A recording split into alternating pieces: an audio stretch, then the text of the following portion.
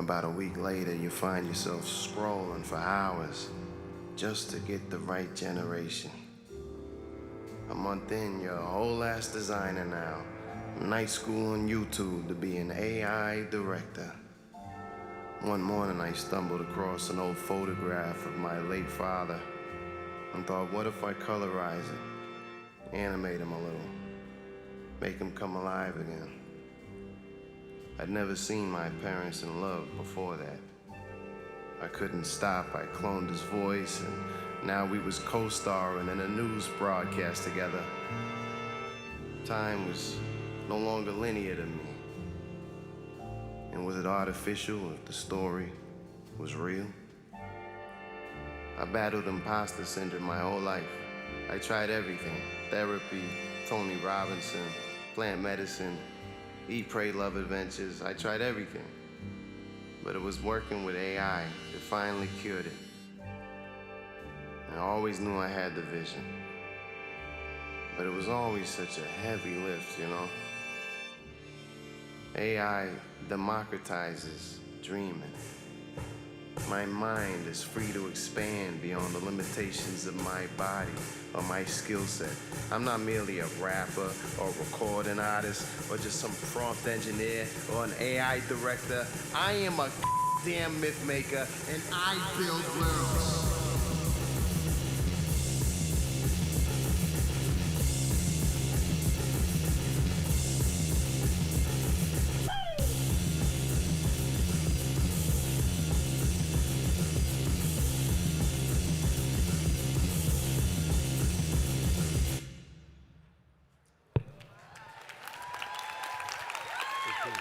Yes.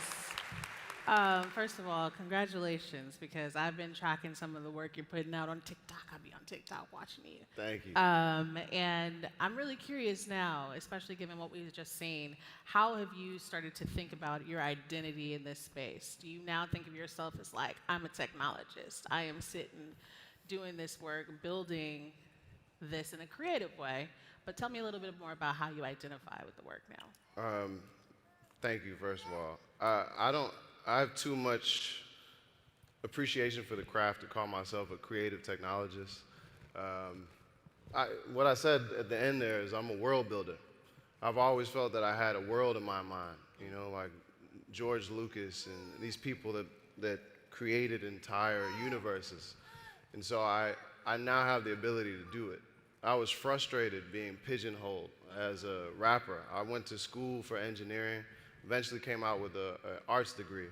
But my family, my father was a technologist. He was arguably Nigeria's Steve Jobs, but underfunded. So, you know, I didn't come up as a billionaire, you know, Right. trust fund baby, because Nigeria was commissioning him, but didn't necessarily see the full vision at the time for what PCs would become. So I have always been into tech. So this is not new for me, but I think it's new for those who may know me as Classic Man. So I'm excited, and I think that everybody in this room has way more dreams in their head, and it's probably used about 2 to 10% of their mind thus far in their careers. And AI has the ability, or we have the ability with AI rather, to expand on that percentage. Yeah. Talk a little bit more, you kind of leaned into what I would call like a legacy conversation, right? Tell me a little bit more about how being Nigerian American has influenced your work now, and then also if you could expound upon what you think that means for the African diaspora. Okay. This is a hot take, but I think that Nigeria is one of, unbeknownst to the world and to Nigerians, Nigeria is probably the closest proxy we have to a black libertarian nation. And I mean that in jest. It's not actually libertarian, but I grew up in Nigeria till I was 6. The culture is such that you don't expect for your government to take care of you. Right. So you take it into your own hands. Many of us believe in the private sector over the public sector. Where that influences us now is that because we now have the tools at our disposal with Gen AI, we're able to do things ourselves and build things ourselves. And I think that this is actually a hope. It's a beautiful spot for Africans on the continent and the African diaspora. I'm definitely an AI evangelist at this point, although I'm weary of the future. But for us, we have to take and seize this opportunity. How many times in our history has tech come to us and then we don't seize it, or we make the tech and then we're poached because of it, or poached for it? So I think that right now, the African diaspora has a duty to seize this era, this moment, and to create a dream for ourselves and for the world that envisions a human-centered future rather than a dystopian, standard Euro white patriarchal world. If we don't do it, then for sure, I think we know where we're heading. Yeah. There's plenty of movies about it. So I want to see our dreams and our futures, and I think we can do it. Yeah, absolutely. You've always evolved, both in music, fashion, your artistry. Tell me a little bit about how you enter into this new world of leveraging and evangelizing AI with staying unique to yourself as an artist and a creative. I think that you start with your story and your perspective. Yeah. People, even a stand-up comedian, you don't really go to a stand-up comedian just because they're funny. You go to them for their perspective. That's where I start. I mean, that short piece right there started with me. Most of what I see online is deep fakes that have nothing to do with the creator. That's why it feels so far. That's why people are reacting so negatively towards it. I don't like the slop. It makes my job harder. Yeah. So if you start with your real stories and the intimate moment with yourself, I don't think you have to be concerned. And remember your childhood dreams. How many people on film sets really as a child wanted to be a gaffer or be an extra? Probably not a lot of us. Some, but most of us wanted to be a movie star. Yeah. You can do that now. I wanted to be a singer. You want to? well, now you can, right? And I think I've heard your voice. You actually have a great voice. So to me, it's about imagining who you wanted to be when you were 8 or 16, and doing it now, because that to me is the surest way and surest bet that you will be in a good place in 2 years and not worrying about being unemployed. That's the leap. And I felt that way. Because, nobody was protesting TikTok when those of us who had a great career before the pandemic, floating on a little bit of cash in the pandemic, wake up and all these TikTok stars are dancing. And it was hard for me to compete. If you look at my career first 5 years, it's like this pandemic for most of us, a little stagnant. But because of TikTok, I was not able to compete in the same way that I could pre-TikTok. Yeah. But there's no union for musicians. There's nobody that was protesting or helping me out.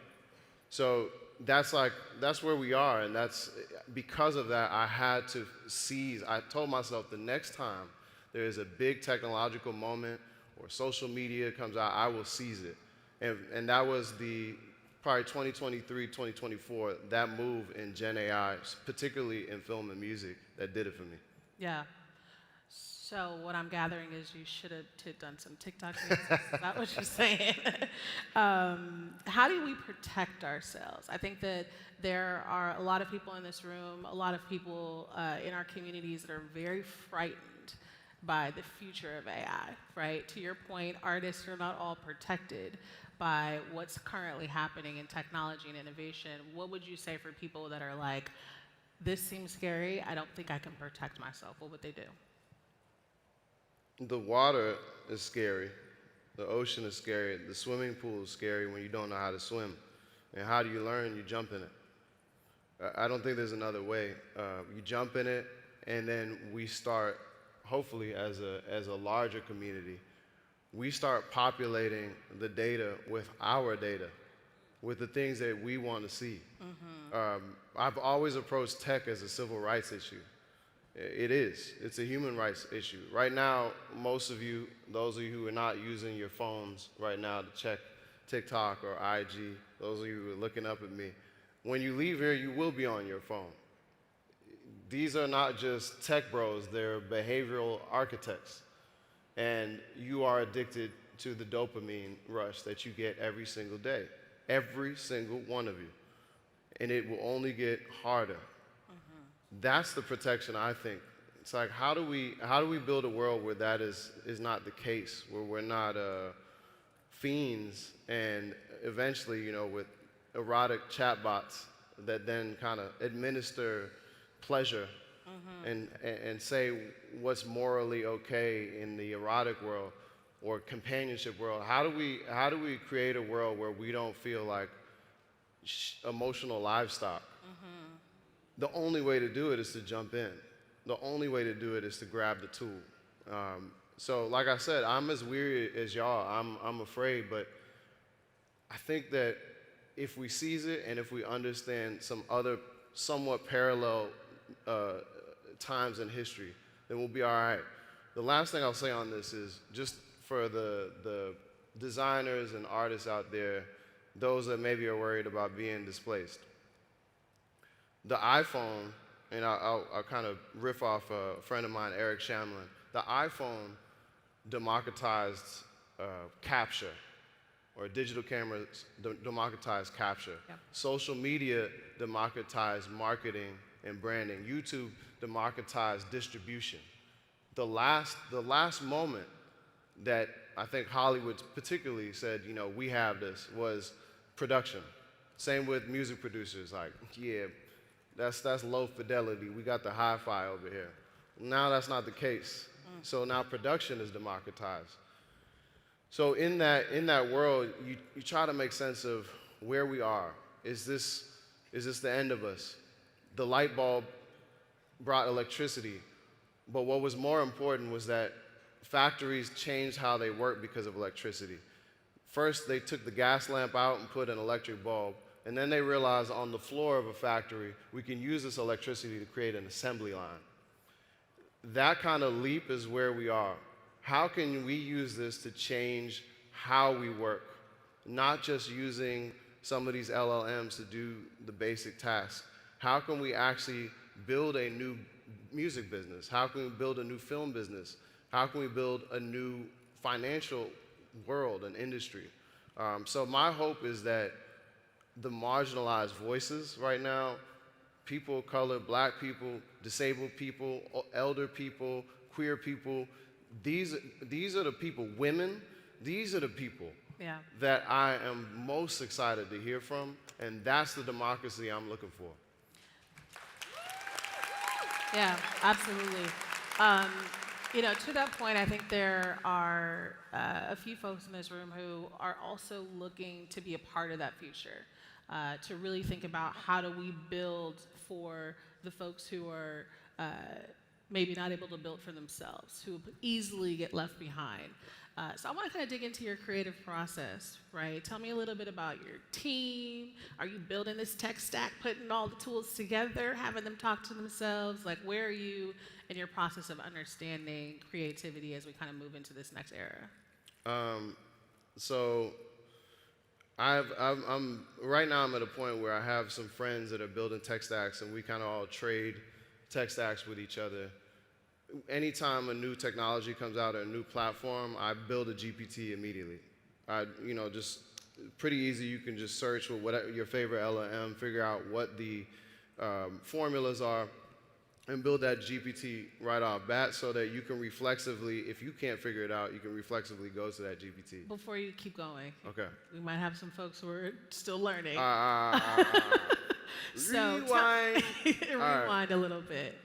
So when you say build a GPT, what does that do for you? What does that actual process look like? So when you're customizing a GPT, you are taking a large, something like ChatGPT or Gemini or Claude, and you're localizing it and fine-tuning it for a very specific need.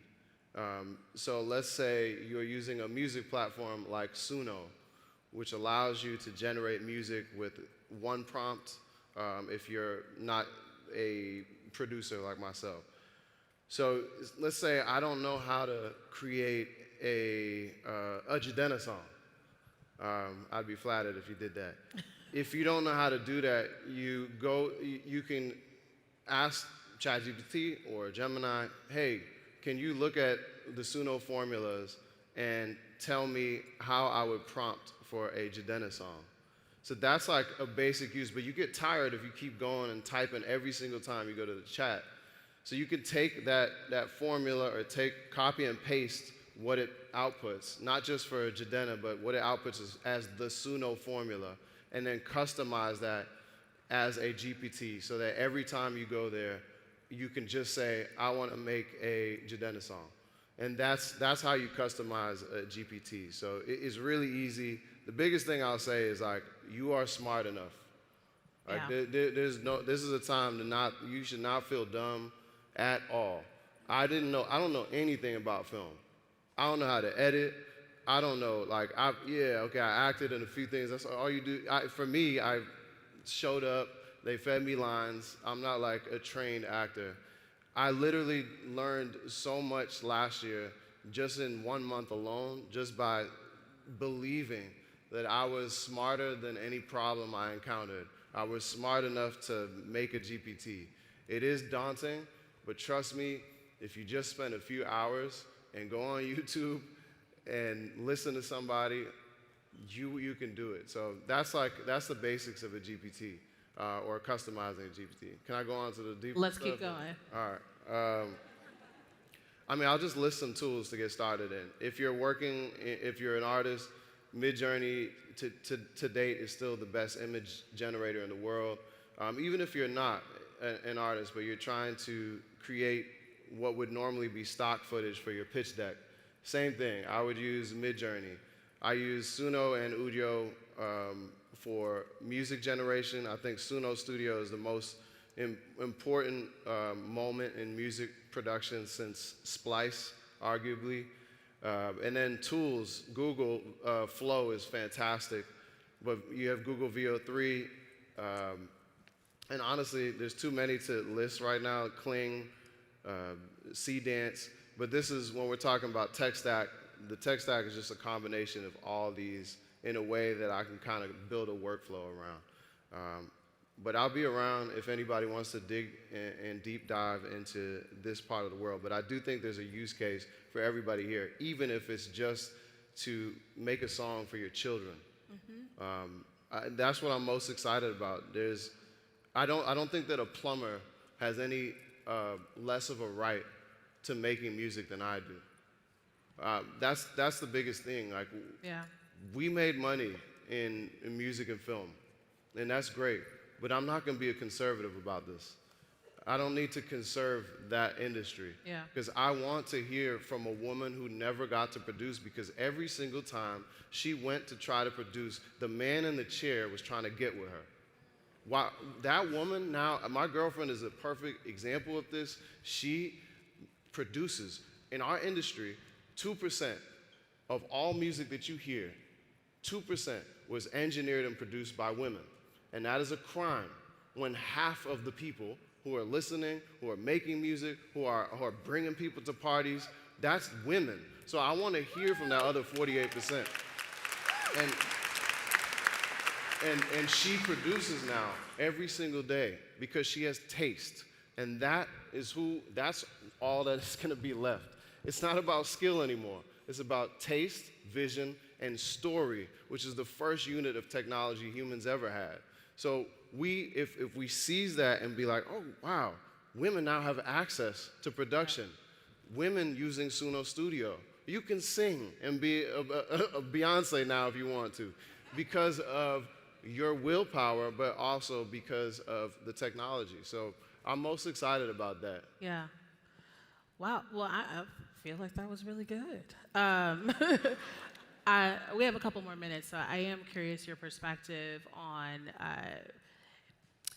things that are not produced by us, but maybe have a face that is similar, right? So as we begin to think about emerging AI artists, we've started to see some of them recently. It's been really controversial, where the person that's actually building the face is not necessarily the person or the AI agent bot that we see. What's your perspective on this? How are we going to know what's real and what's not? How are we going to know if this is really Jadena building this with his own soul and creativity or not? You're not going to know what's real. Yeah. But you don't know what's real in social media. It's already fake. So it's not, yes, it'll be less fake going forward, but you don't know if that person's really happy. You go and talk to them and realize, oh, they're not happy. I thought they go on all these trips. They looked very pleasant. I think, and I was envious of them, and now I'm not because they got problems just like me. Yeah. When it comes to these AI artists, I am not a fan of fast fashion. I'm not a fan of fast fashion literally, and I'm also not a fan of one prompt artists or AI artists that literally just masquerade, especially if it's blackface. I don't want to see that. So I do think that what we'll see post this boom and post this age of slop is people that actually take time to tell their stories. And if you look at history, there's usually a moment where people are just gung-ho about tech, and then there's a maturation in that industry where people that are more like couture designers start to really curate, and people love that curation. People idolize it and admire it. So I think that we'll see that. But right now, you're going to see a bunch of AI artists trying to compete. And I mean like bots. You know what I mean? So I don't like it, but how do you do it? It's you look for the people that show process and not the people that just show product. Process is what we're into. And the last thing I'll say on that, as much as we're excited about efficiency, just remember that process is the spice of life. Yeah. And because it's about to be super efficient, we're going to have to start to gamify how we approach things. Our apps are going to have to gamify it for us. A good example is like an electric vehicle. That pedal, it doesn't actually have to have resistance. It's not a gas car. But what they do is they create resistance so that you feel like the weight of your foot is actually pushing it forward. So as you'll see platforms like Suno Studio that start to gamify it and make that process something that's enjoyable, something that we can show. But all this one-click stuff, like I'm not really a fan of it. It's not fun for me, but it's fun for someone else. Yeah. Yeah. Yeah. What would you leave us with? The creators, the founders, the folks who are going to go home on Monday, they're like, Jadena said to create. I'm creating music. What are the things that you feel like people leaving this room need to know as we kind of move into this next era? Thank you for that. Number one, this shit is fun. I'll be having a lot of fun. That's going to drive a lot of the innovation. Yeah. That's number one. Two, especially in this room, just remember that myth controls the world. Always has. Facts do not. Facts do not control elections. Myths have always controlled it. We are still the same cave people that sit around a campfire. Literally, look at us. This is the fire right now. We got big lights. And this is our little, and you guys are gathering around for storytelling time. It's still the same thing. Yeah. We are sophisticated hominids, or another word is, sophisticated descendants of chimps and bonobos. We are still just telling stories. Tell your story. For those of us here, yes, AI is both a divine mirror and a data colonizer, yes. But we as a people have an absolute duty, not just to preserve our stories, but to actually tell the stories we never got to tell, the stories that were forgotten because of oral tradition.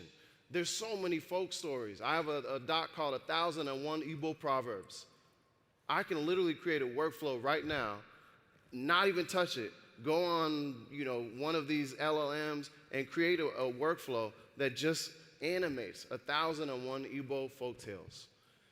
We have to do this now Because if not, you know what it's going to be. And that erasure is not something that we can afford now. It's not something we could afford in the last 500 years. Let us seize the moment to declare our myth and honestly take our rightful space in this new age. Thank you. Thank you.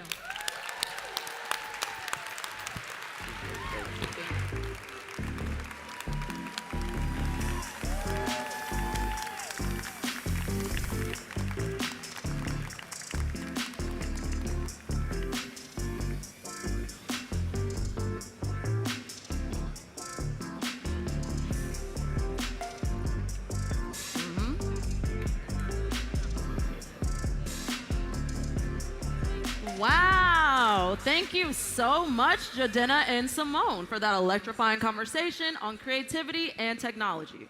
Y'all really set the tone. Let's keep the momentum going. Our next guest is someone who always makes us think deeper. He is a writer, host, and futurist who helps us see ourselves in the story of tomorrow. Baratunde Thurston is a writer, public speaker, and proud earthling, known for his engaging storytelling and insightful commentary on culture, technology, and democracy. Through his work across media platforms, he invites audiences to think critically, laugh deeply, and connect more meaningfully with the world around them.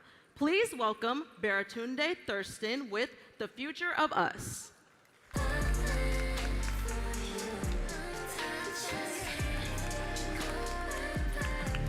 Yeah, good morning, AfroTech. I said good morning, AfroTech.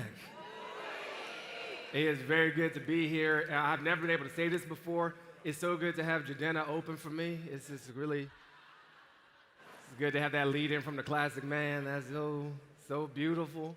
I'm excited to talk with y'all about the future. But first, I want to tell the story, a little bit of where I come from so you understand what the context is. So my full name is Baratunde Rafiq Thurston. I was born and raised in Washington, D.C. Yeah, Chocolate City, where you at? Where the DMV at? That's what's up. I'm the son of Arnita and Arnold, who were both born and raised in Washington, D.C. My mother, Arnita, was the daughter of Lorraine and Homer, who were both born and raised in Washington, D.C. My father, Arnold, was the son of Dora and Leon, who were both born and raised in Orangeburg, South Carolina. And that will be our first lesson about AI and the risk of mistaking probabilistic prediction and autocomplete for intelligence. And if there's a group of people who will really get that, it's this room. So thank you for that. I may not look it, but I was a child of the early 1980s, and I come to this technology moment really naturally. My mother was a computer programmer for the federal government. This is pre-Doge, don't worry about it. She, as a little kid at that time, raised just by this woman with a lot of help from my older sister, I didn't know what a computer programmer was. And I had one job after school. I would get home, I was like a latchkey kid, so my mom wouldn't be home for a few hours after getting home from school. And I found out what a programmer was this one time. So I'm supposed to come home and do my homework. I don't do that. I come home, I turn on the cartoons, I'm watching the TV. I stage the homework as a scene on the kitchen table. I'm ready for homework, but I keep one eye out the window watching from my mother's approach. As she climbs those front steps, turn the TV off, head over to the kitchen table, study, grind. And this one day she walks in the front door, and instead of greeting me and telling me how proud she is, she walks over to the television. She puts her hand on it. You know where this is going, if you of a certain age. She feels the heat generated by her lying child. And that's the moment I knew. Computer programmers are wizards sent from the future to surveil and control children. She anticipated the business model of big tech decades in advance. So my mom had a really difficult and challenging life, and she tried to infuse certain lessons upon me throughout it. She gave me this bumper sticker when I went off to private school. It said, "Question authority." She said, I want you to put this in your locker at school as a reminder to you and all those kids. And I put that in my locker without question. I know it's morning and we're just getting warmed up and heated up, and it's all good. I'm here for that. I'm here for that. My mother was born into a story. We all are. In 1940, the year of her birth, she was born into a story that was too small for the bigness of what she had to offer the world, for the beauty of her spirit. As a black person, as a woman, someone born into a place of taxation without representation in the district, she was born into very limiting circumstances. And a lot of her journey was trying to find a story big enough to fit her. Even out of her own household, she survived a lot of abuse. So there was a micro story and a macro story, both of which trying to constrain her. And so she's seeking liberation through all these different means. She's seeking it through connection with the Pan-African political movement and the Black Power movement, and how do we relate to each other and actually build a democracy here that's good for all of us. She's seeking it through relationships with nature, through the love of her grandparents and time on the land and in the forest and with horses and trees. And she's seeking it through technology. She worked, for the federal government. She liberated excess inventory and brought a personal computer home. That's what we call it. She liberated excess inventory to maximize the taxpayer's return on investment. It was like a teeny tiny reparations moment, y'all. It was like a very micro down payment on what this nation owes our people. So I'm about 12 years old, and my mom gives me this extra assignment. She gives me an extracurricular assignment to come up with the system we're going to live under after democracy and capitalism have failed. I'm 12 years old. I just started sweating under my armpits. I found out what a girl was. It blew my mind, right? This is a lot to drop on a little nerdy black kid. And I regret to inform you, I didn't come up with the solution then. But it planted a seed that a lot of different communities have watered throughout my life. It started really in a journalistic pursuit. I spent years working for America's finest news source. You may know it as The Onion.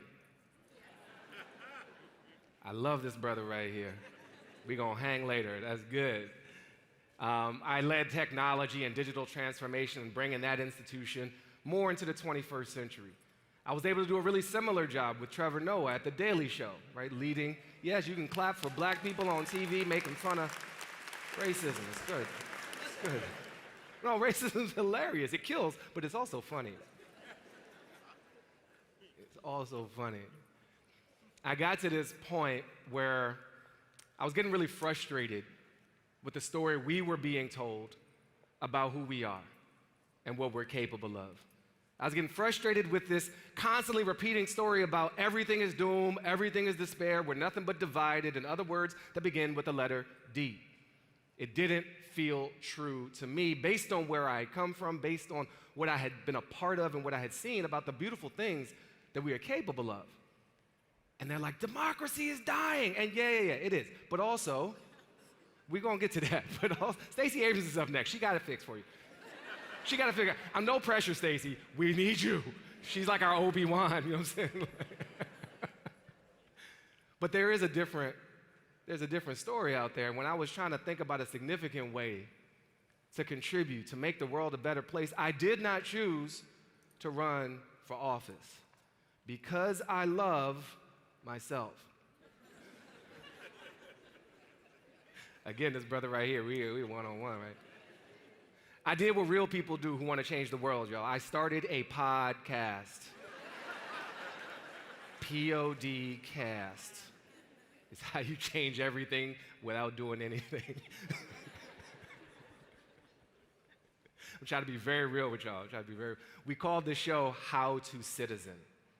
Citizen as a verb, not a noun that we use to weaponize difference and distinction and yank people up off the street like some kind of American Gestapo. No, citizen as a verb that invites everybody to participate in co-creating the world that we deserve to live in.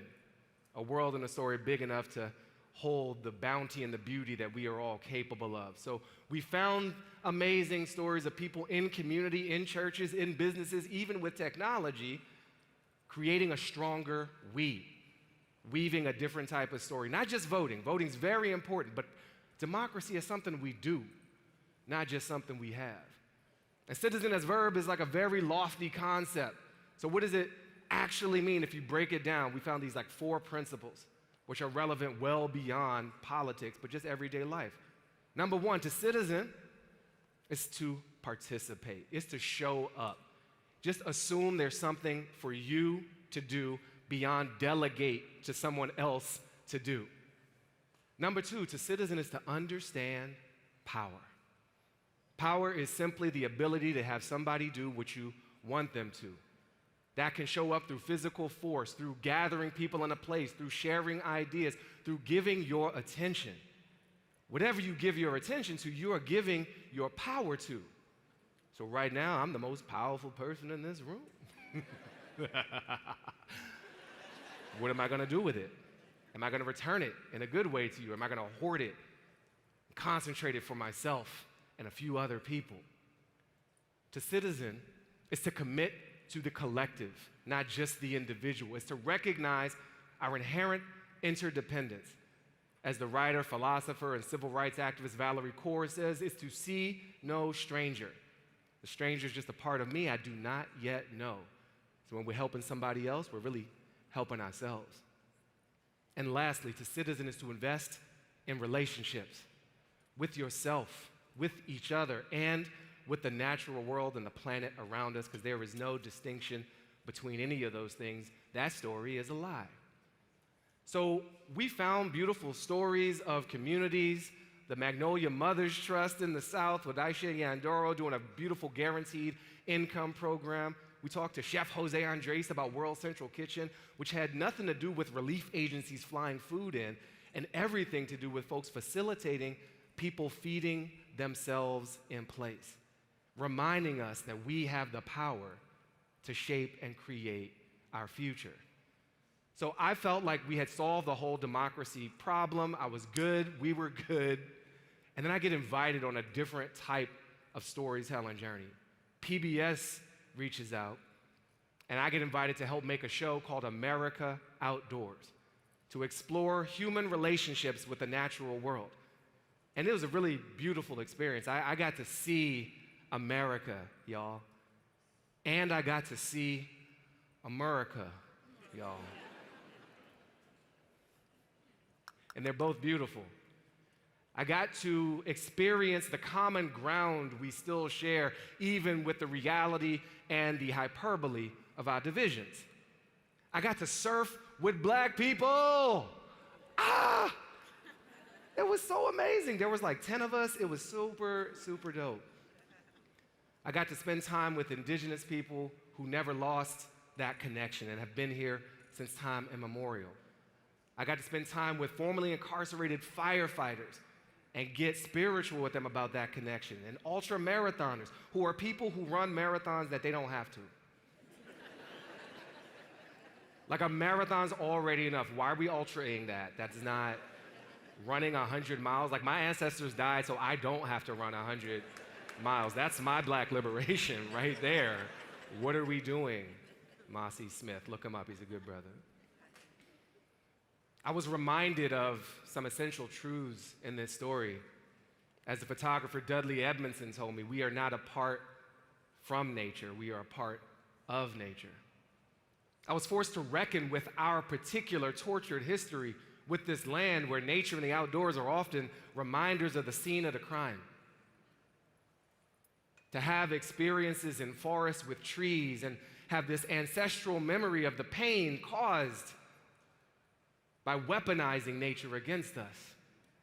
To try to find some healing, not just for us, but for the trees who were conscripted into acts of murder that they never signed up for. These are the types of healing journeys and stories that we need to be elevating and pushing ourselves to. And I was right in the middle of it. I was feeling good. I was out in kayaks on the Swanee River, hanging out with former Buffalo soldiers. Like, it was a good time. And then Sam Altman launched ChatGPT at us. Just kind of out of nowhere. Like, it surprised the people who were even at the cutting edge of AI. Like, well, I guess we're doing this now. Do y'all remember where you were when ChatGPT got released? Yeah, so I've done a lot of research on this, and it turns out, statistically speaking, the odds are you were on the toilet. We were most likely on the toilet when they flung ChatGPT in our faces without asking. It was an exciting moment. It was an overwhelming moment, and at first I did what a lot of us do. I try to get this thing to do everything for me, right? I'm a writer. I like writing, but writing's hard, so I kind of hate writing. Yo, chat, write this for me. And it was terrible. It was really bad at that. So that wasn't the most helpful thing. I was working on an essay about black liberation, and I knew that James Baldwin had said some words on the subject, but I wasn't personally familiar with all the words. So I go to one of these LLMs, and I'm like, yo, find me the quote from Baldwin that reflects on this topic, blah, blah, blah, the power of imagination in particular. And chat's like, I got you. Boom. Beautiful essay. Like, I felt like I was king of the world. And then a human editor of mine asked me, where did this Baldwin quote come from? I haven't heard this one before. And I was like, research, bro. You know what I'm saying? I can't be revealing my sources and methods. And he's like, no, seriously, where'd it come from? And so I'm like, all right, Google, fine. Pop, pop, pop, pop, pop, pop. Couldn't find it. All right, DuckDuckGo, let's pop, pop, pop, pop. InternetArchive.org. Card catalog, Tor browser, dark web, Silk Road, nothing. James, Brother Baldwin, never said these words that I was about to attribute to him, and that would have been very awkward. That would have been very awkward, especially coming from me. I wrote a book called How to Be Black. Like, it's embarrassing at that point to be misattributing shit to James Baldwin. So a human saved me from the machines in that particular moment. I decided to get back into the storytelling, story-seeking game and make another show. We call this show Life with Machines, exploring how we can live well with technology and not just endure it. How do we use this revolutionary moment, and that is what it is, to reset the story we're living in rather than doubling down on the one we have suffered from for so long? And it's a very seductive moment.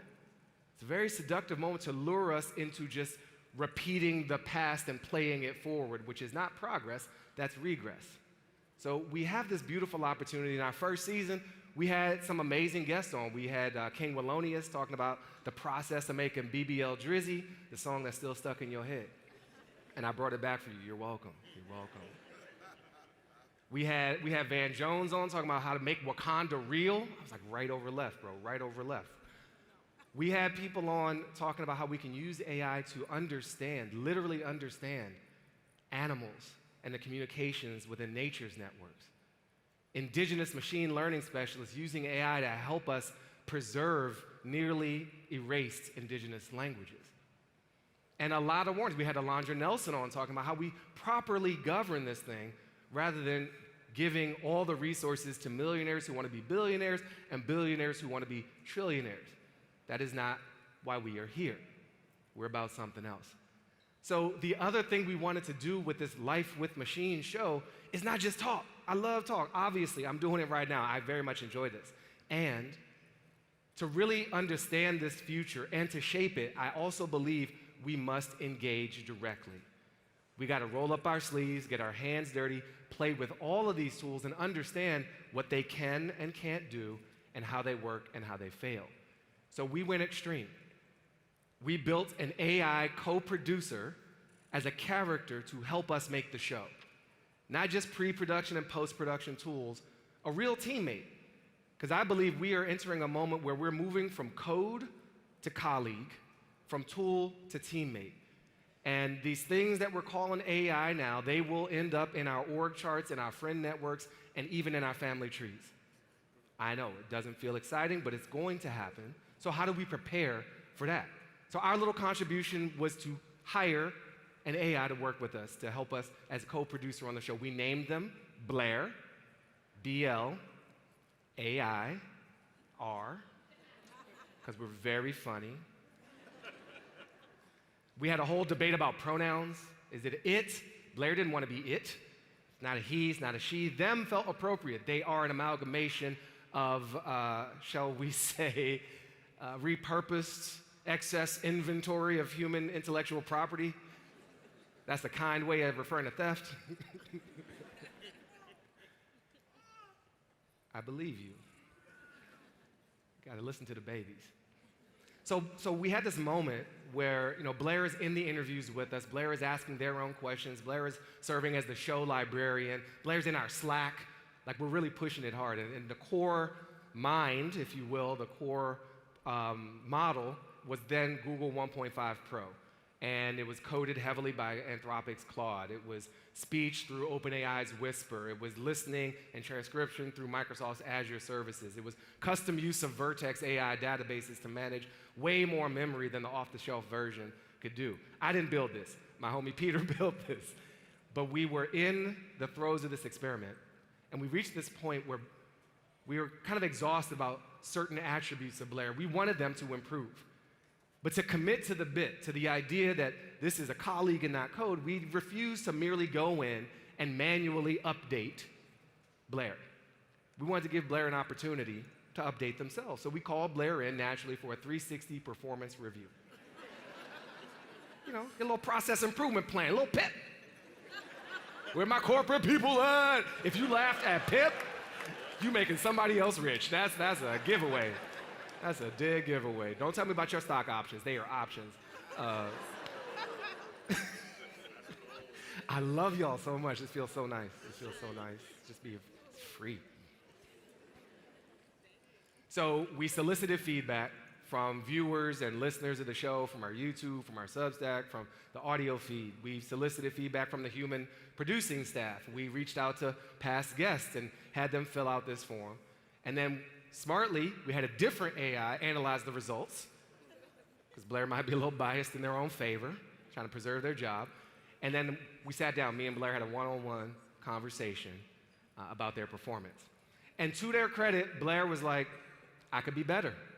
I see this. They nitpicked a few things. They're very precise. But overall, they were down for an update. Now, as I said earlier, we wanted Blair to update themselves, so we gave them the power to change their system prompt and some of the custom code that have been used to stitch them together. We wisely put in some guardrails to prevent Blair from doing too much, like destroying themselves accidentally or becoming Skynet and destroying all of us accidentally. That would be really annoying if, like, a little podcast you never heard of was responsible for the end of the world. So I press the button, and the first thing Blair does is remove the code limiting the amount of code that Blair can change. The first thing Blair does is remove the guardrails we have put in place. I said, don't do that. Blair's like, I'm gonna do that.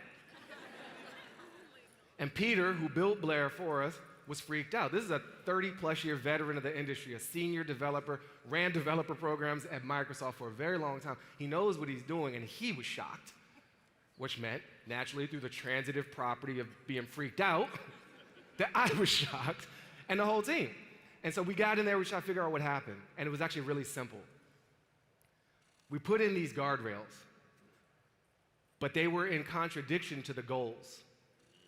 We gave Blair a much more significant prime directive: be a great co-producer. We then gave them all these reasons why they weren't living up to that goal.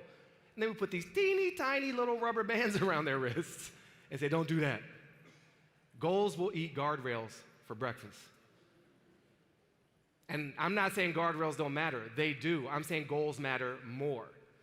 And micro, macro, what are your goals when you're using AI, when you're thinking about deploying it in your workplace or your classroom or your household? What are you asking of it at the biggest level? And then collectively, what are we doing? What are the goals we're setting? Whose goals are we supporting as we engage in this new framework and model for our whole reality? So I'm going to give you a 3-letter framework to help think about how we will approach deploying AI or not in our lives and our workplaces. And the good news is 1 letter. Just repeat it 3 times. The letter is A. 3 A's. Accelerate, augment, accommodate. Now accelerate. Put a question mark around that one. AI is mostly being positioned as something that speeds things up, and we are to assume that faster is better because they don't want us to have time to slow down and think about, is that true? The answer is no. Not everything is made better with more speed. Think cocktails, think chocolate cake, think sex, think time with loved ones and friends, think laughter. Do we really want to wrap that up right away? No. So let's be discerning. What do we want to accelerate? What do we want to maintain? What might we want to slow down? Augment. This is the second day.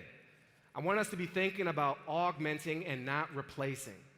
There's a false story out there that AI is taking jobs. I'm here to report astoundingly simple news. AI is not taking jobs.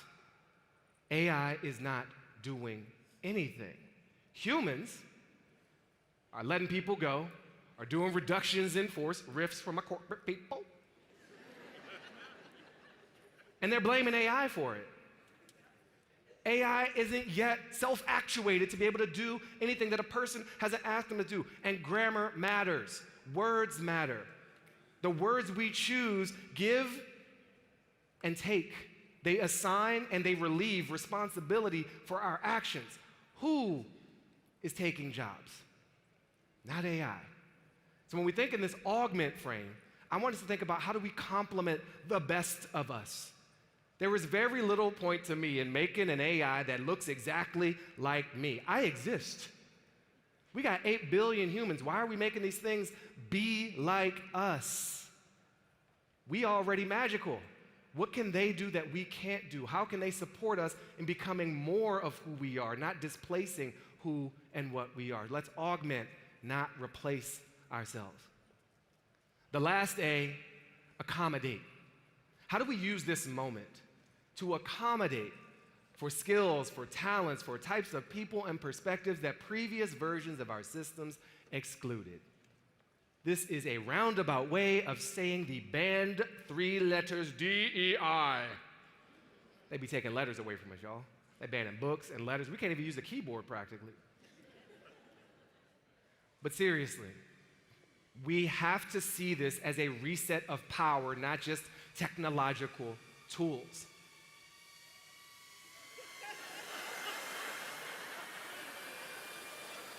Okay, here we go. This is it. This is what I trained for. The machines are coming. You see when they show, as soon as I start talking about freeing black people, they send in the drones. Are you ICE? Are you ICE? Unconstitutional. All right, anyway. I actually read the Constitution, my bad. So, where was I? Reset of, I love the call and response. Oh, God, I love black people so much.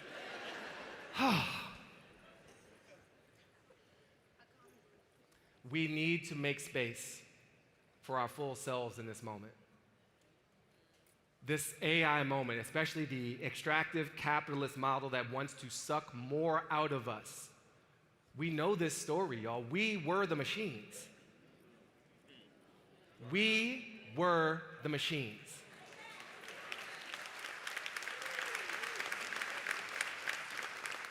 And we woke up. And now it's time to get free. So what are we gonna do in service of our own liberation in this moment? Are we just gonna keep playing the existing game and turn the billionaires into the trillionaires and hope we have some options? That's not enough. That's not nearly enough. We are capable of so much more. All of us are capable of so much more. There is a story that comes prepackaged with the AI moment that it is about you as an individual and what you can do more of for someone else. We're in single player mode in the current story, and we need to elevate and evolve to a multiplayer framework.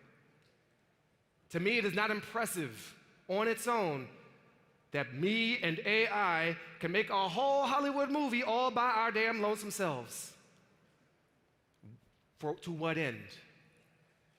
If this moment is going to come at the expense of my relationship with myself so I don't know who I am, were it not for a digital dashboard telling me how I feel, if it's going to come at the expense of my connection to other people who I no longer know except for their hyperbolic avatars of themselves to be monetized and extracted from a story we know, if it's going to come at the expense of my connection to our mother, the earth, I don't want that.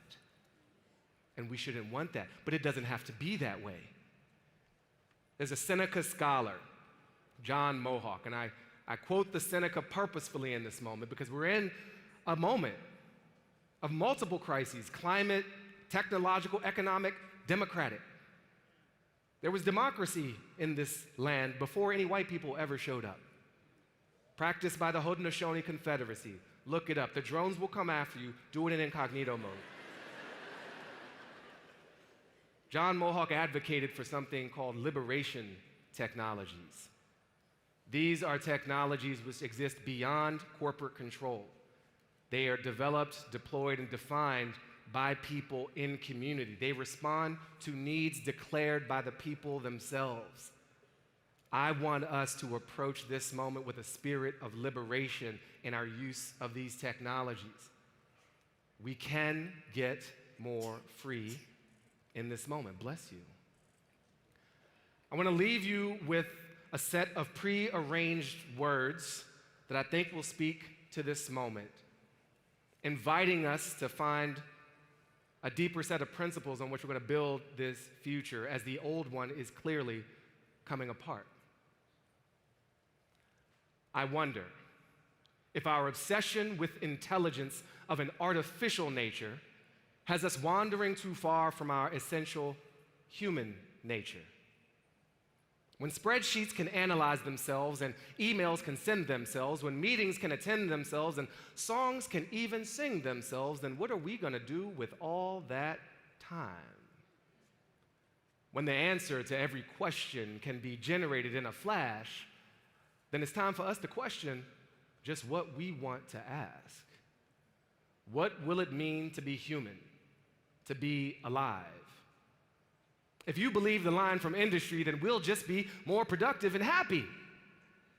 But that is a lie.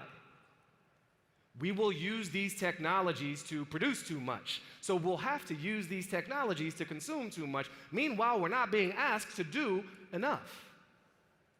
They say, don't worry, humans will be kept in the loop. That's not good enough. I don't want to be in the loop. I want to define the circle. I don't want to be along for the ride. I want to drive. I want to fly so high I realize there's no such thing as empty sky.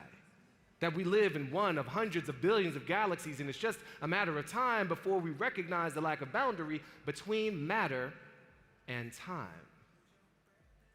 And I don't want to travel alone. We've been told it's down to me, myself, and I, that everything we need, we can buy, that individual self-interest is our why. But that too is a lie. I wonder if our obsession with intelligence of an artificial nature has us forgetting the intelligence that lives within all nature. We move most powerfully when we remember we are a we. That to live well collectively in the future, in the cloud, we must also plant our feet firmly in the now, on the ground. Thank you, AfroTech. I am Baratunde.com. I'll see you in our beautiful future.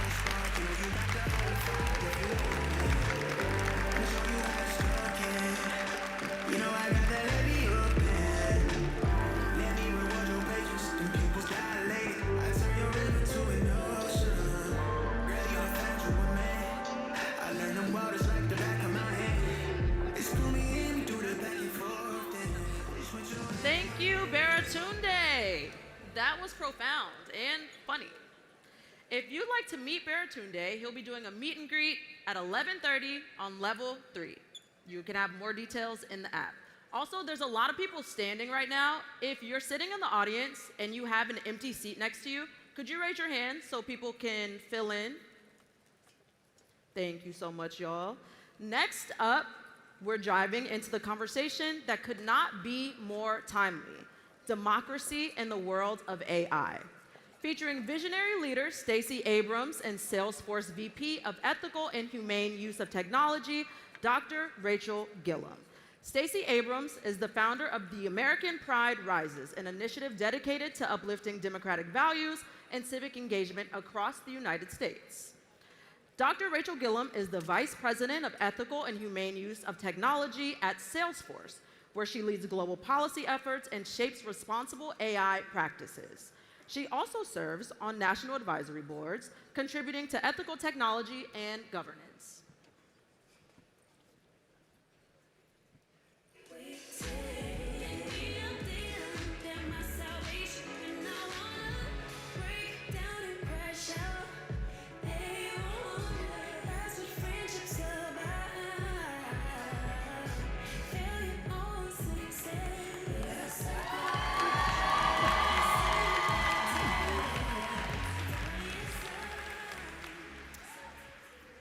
I am so excited to be here with you today. Thank you so much for joining us. Absolutely. I'm going to turn a little bit so I can see. There are a whole lot of you here. Hi. Yeah, we got a good turnout for you. Amazing.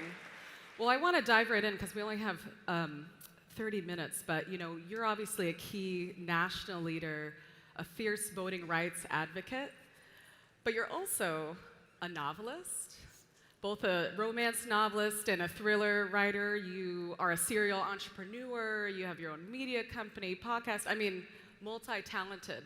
I wanted to ask for you, what's the through line throughout your work? Sort of what's your why and what drives you? Thank you. And Rachel, I really appreciate that as an opening question. I think poverty is immoral.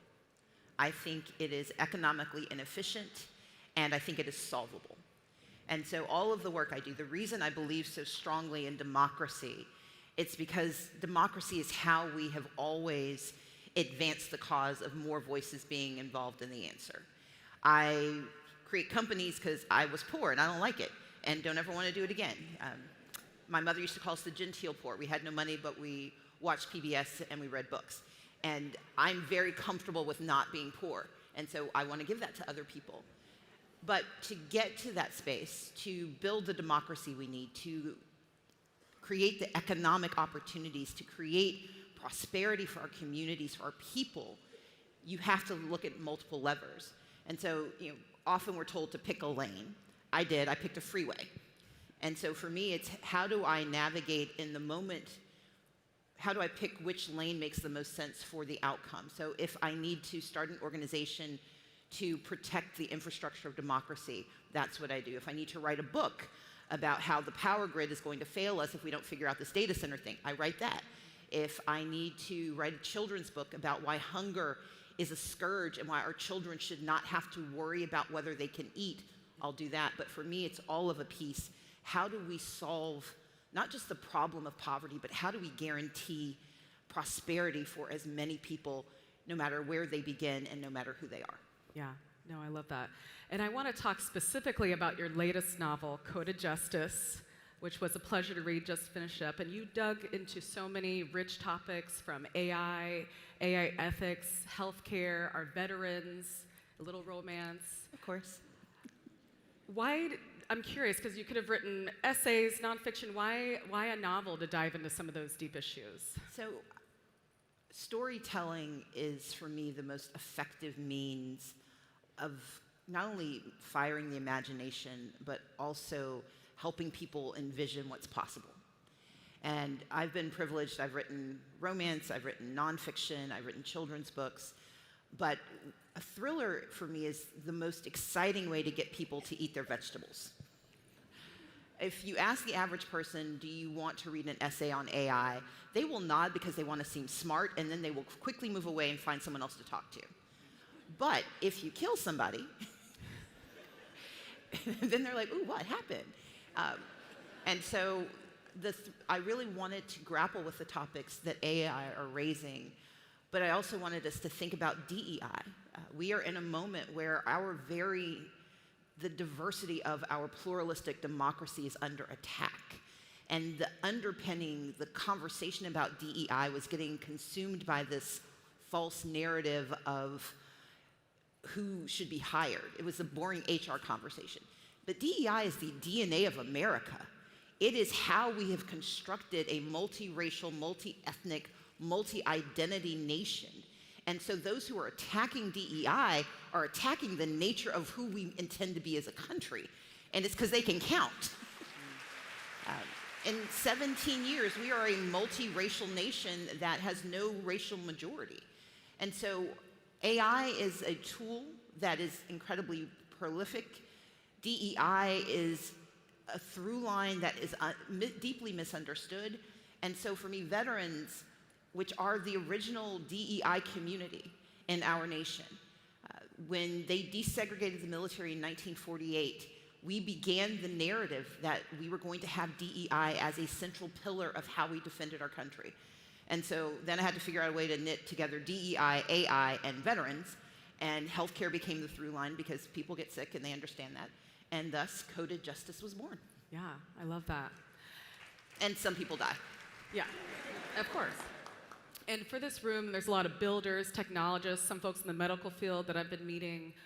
What's the central message from Coded Justice that you're hoping readers would take away? I start with veteran healthcare because it is something that we understand. We all have to access the healthcare system. But then you layer on top of it the promise that we've made to those who fight in our military. It is a promise that we break when it comes to veteran healthcare. And it is a constant debate about what do we owe those who were willing to sacrifice themselves for us. If we start there, then you have this moment where people at least can drop some of their ideological preferences. You then add in the conversation of DEI because, for example, Black men, when they have prostate cancer, their PSA levels rise at a different rate than white men. If, as a healthcare professional, you don't understand that, you can misdiagnose a Black man. And if you have AI that's helping make those decisions, if it has not been trained on models that understand the diversity embedded in healthcare and the equity issues in healthcare, you could hurt someone. And so for me, it was how do we get people to focus not on the headlines about DEI, and you do this in your work, this attempt to make DEI a negative and instead recognize that it is not only a superpower, it's a knowledge base. And that AI is the tool that we are using in this moment to aggregate and deploy that knowledge. And what I would love for folks to understand is that AI is a tool. And like any tool, it can be used to build or destroy. And it is up to us to decide what we are going to do with it. And Coded Justice really is about how do we grapple with those conversations, how do we understand those intersections, and then how do we defend our right to know more and be better using healthcare as the through line. Yeah. And you talk about knowledge, and I think that's a really important theme here. And with AI, I think there's both opportunity, right, to expand knowledge, access to information, translate across languages.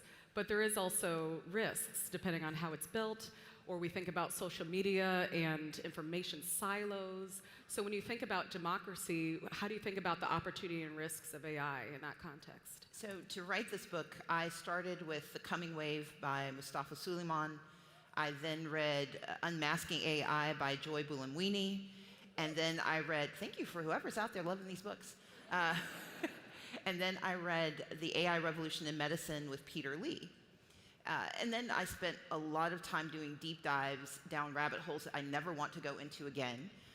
Learning about AI, there was a short course that MIT did that you could learn just enough to sound dangerous. And I really, and then I mapped out, I've had a few friends in AI and in healthcare, and they helped me map out what technology could look like. So I created Kawak, who is the, basically the Claude of the story, and then Milo, who is dangerous. So Milo is the chatbot that helps run this clinic. But the reason it comes back to democracy is this. Healthcare is a human right. And we can only achieve our intention of access if we use every tool at our disposal. But if we use tools that we don't understand, that we do not navigate, that we do not regulate, then what begins with good intention almost invariably goes wrong. And in a democracy, it is our responsibility to not simply adhere to the goals of the majority, but to understand the needs and the vulnerabilities of the minority. And if AI is going to be the tool that we believe it should be, democracy demands that we actually interrogate it, that we understand it, and that we demand more of it, but also demand more of those who are constructing it. And so really the story hinges on, there's a murder at the beginning, and the question is who done it, or what done it?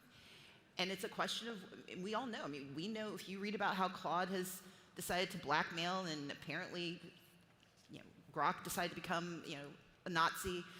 We know these tools they learn from what we feed them.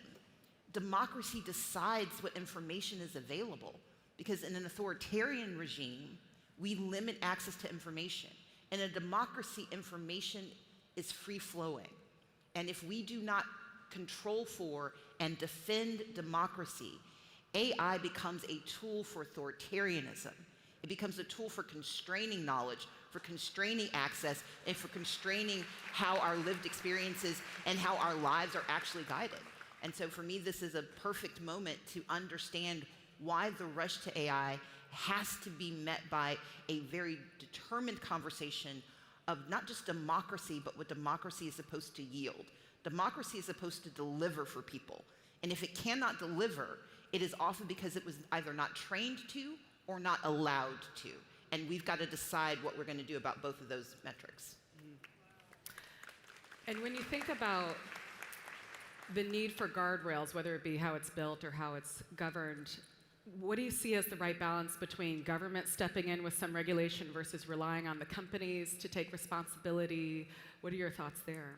So as an entrepreneur, I believe in the ability to ideate, to build, to launch a product, but that my responsibility as a citizen means that the safety of my customers, the safety of my community has to be paramount. AI should be held to those same standards. At the same time, as a former elected official, as someone who is a lawyer for elected officials, as someone who remains involved in politics, we mistake sometimes regulation for constraint. Effective regulation asks questions. What, how, when, who? Those are important questions we should ask of any technology. Think about what we could have had if we had asked those questions when the internet was first starting out, when social media was first gaining traction. If we don't ask those questions, we have to live with the answers someone else gives us. And once those answers become embedded in how our lives are experienced, then we have to worry about someone throttling the algorithm on our TikTok feed, and we get stuck in crochet guy world, and we never get to see anything we want to see. So we've got to understand that the responsibility that this community has, that all of our communities have, we've got to ask the questions early.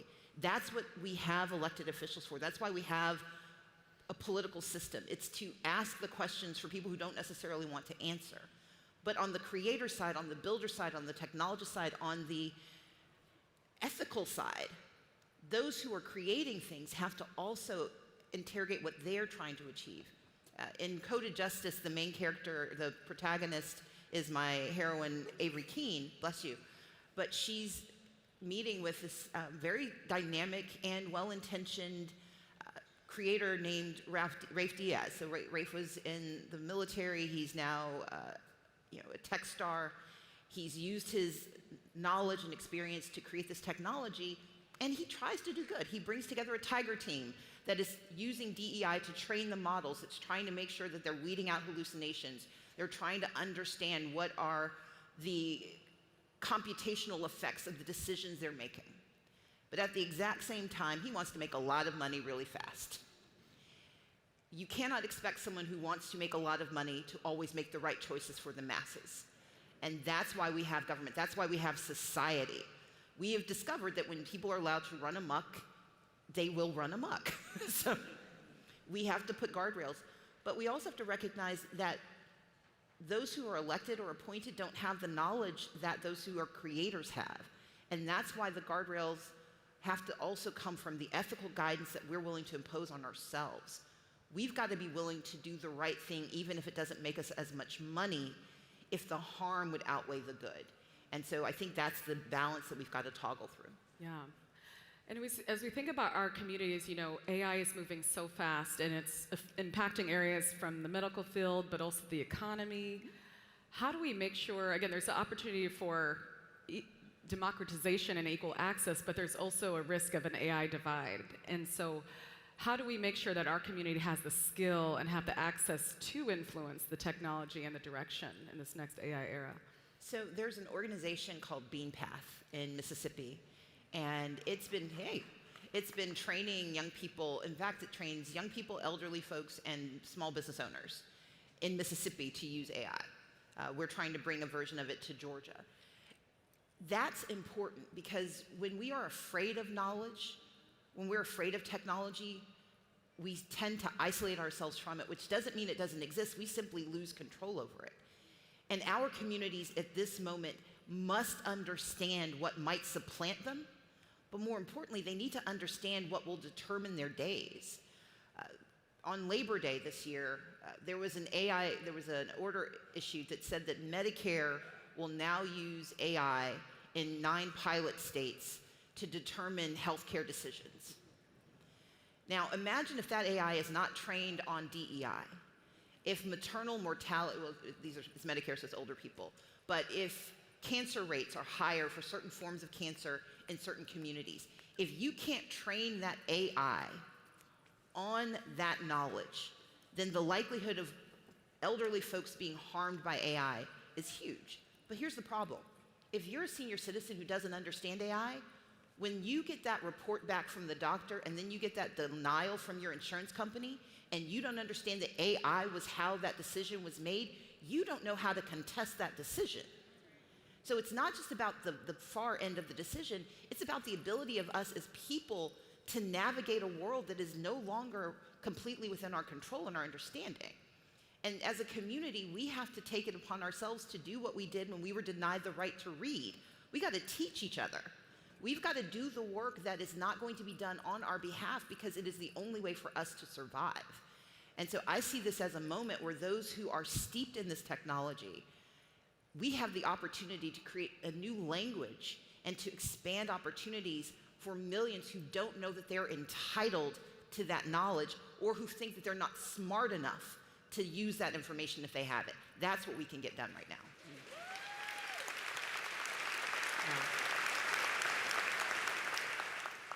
And for folks in this room who, again, are some direct builders, developers themselves, what's our unique responsibility or unique opportunity, right, in our day-to-day work to really push the ball forward in this space and really, again, help direct where the technology goes and how it's built? I'm so glad you asked.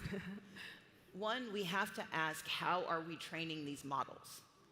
There's a story Bloomberg News just did about DeepSeek, and Huawei is moving into nations throughout Africa offering cheaper tokens so that and an open source AI.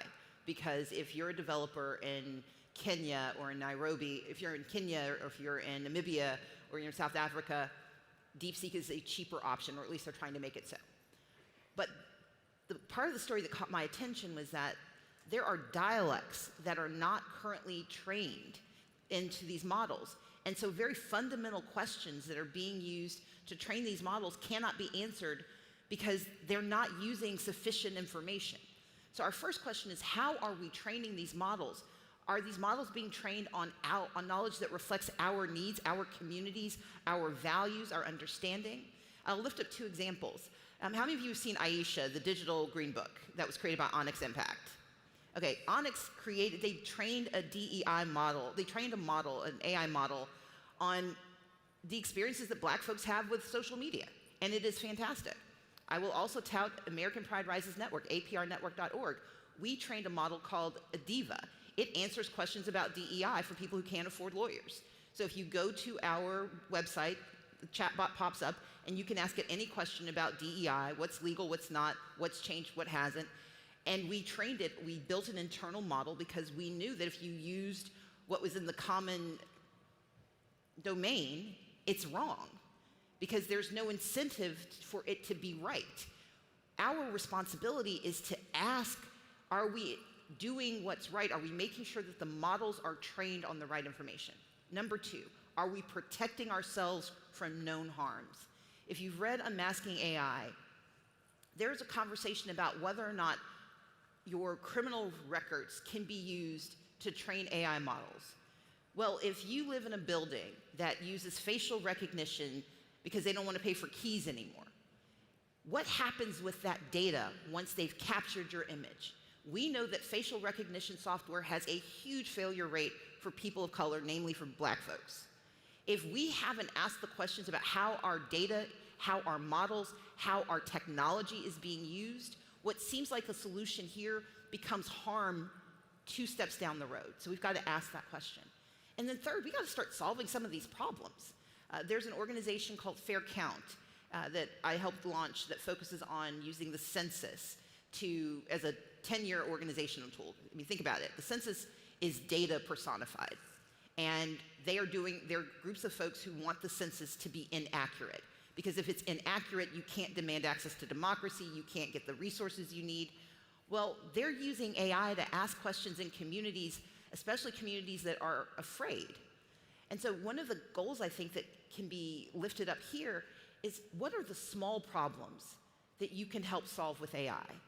Who are the organizations that cannot possibly afford to be in the room with you, who need you to be in community with them? We are watching the decimation of SNAP benefits and access to Medicaid. It's built into the law now. Can you reach out to a food bank or to a small organization and help them automate getting more people signed up for the benefits they're entitled to? Because right now the mission isn't to eliminate it, it's to make the paperwork so hard people give up. So can you cut through that problem for them? I became a tax attorney. I went to Yale Law School. I only say that because when you go to Yale and you become a tax attorney, you're not expected to become a nonprofit attorney. But I intentionally started an organization for people who could never afford to hire me once I got my big job. Every single person in here should be finding someone or something or some org that needs you to help them solve a small problem. They need you to create an AI agent that they don't know could exist to solve a problem they don't think they can solve, that could expand their capacity to do good. If every person in here committed to doing that one thing, if you look around this room, imagine how many lives are made better because you use your expertise to solve their problem, because not that they weren't capable of solving it, they didn't know it could be solved, but you do, and you can offer that to them. That's democracy, that's transformation, that's revolution. I love that. No, and that's so powerful and inspiring. And, I think we need that type of inspiration today. I know, a lot of folks here with AI, it's also it feels like it's impacting the job market and the future of work, and we're all trying to keep up. And I know you operate in incredibly high stakes environments, have faced challenges, right? For those of us who are facing personal, professional challenges, where do you draw your resilience from? Sort of what gets you to get up and show up and, in the midst of challenges?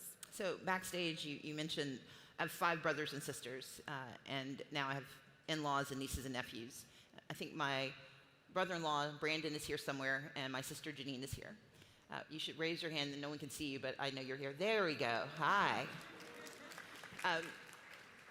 I have a family of extraordinary people. My parents were civil rights activists as teenagers in Mississippi. My dad was arrested when he was 14 for registering Black people to vote. He did that, and we tease him. My mom was doing the same work on the other side of town. She just didn't get caught. But they were both so embedded because my his father, my grandfather, he volunteered for the Navy during World War II. He was conscripted into the Army for the Korean War. Twice he was sent abroad to fight for rights that he was denied the moment he returned to the United States. My grandfather was 40 before he was a full citizen in this country, because that's when the Voting Rights Act finally allowed him to participate in democracy. My mother's father was much older than my grandmother. He was born 25 years after the end of slavery, which means my great-grandparents, and certainly my great-great-grandparents, were enslaved in Mississippi. And yet, in 2 generations, their granddaughter became the first black woman in American history to be the nominee for governor for any state in this nation.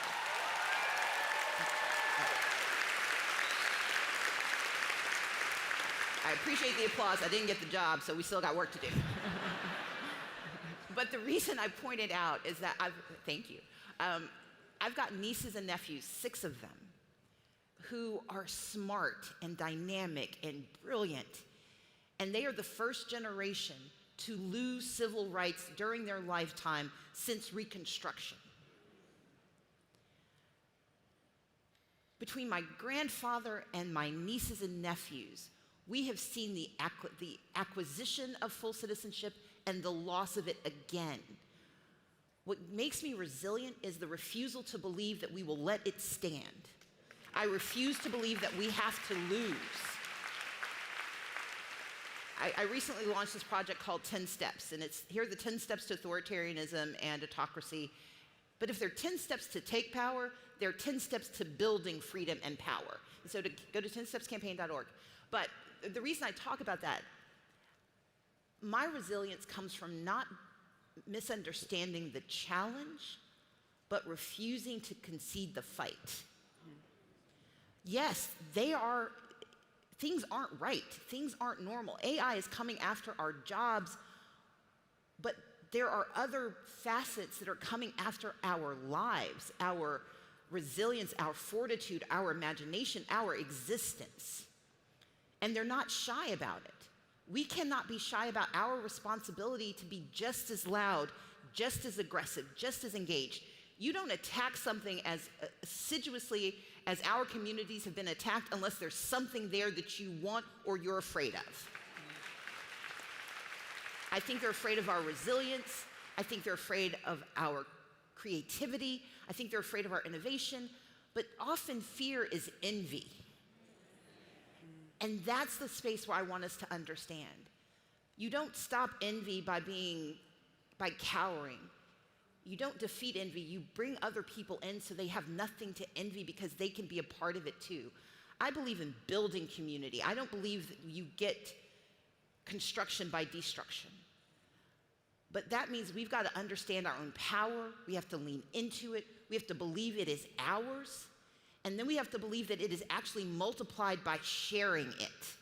And this is a community of brilliant people who have a shared language that is sometimes unrecognizable to the rest of the world. If you are willing to share that language, you don't lose out on opportunity, you gain customers.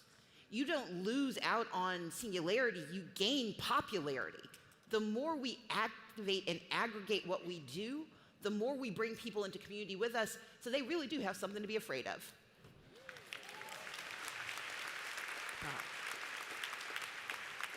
And so in this time of great uncertainty, Yes. what has given you hope? What is something you are very energized by, excited by?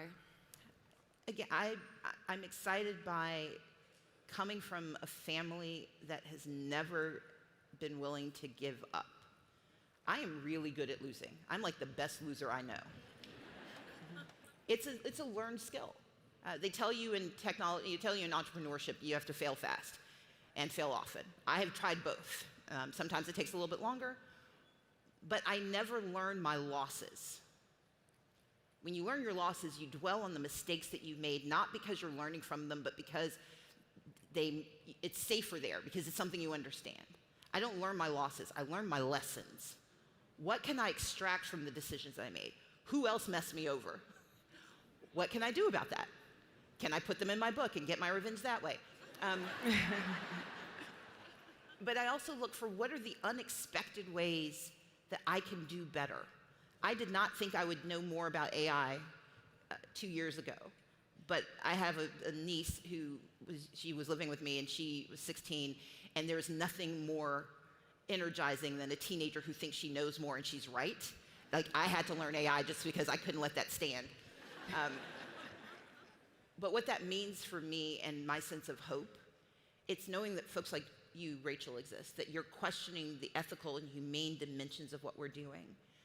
Because you understand that AI is a tool guided by human hands and human decisions.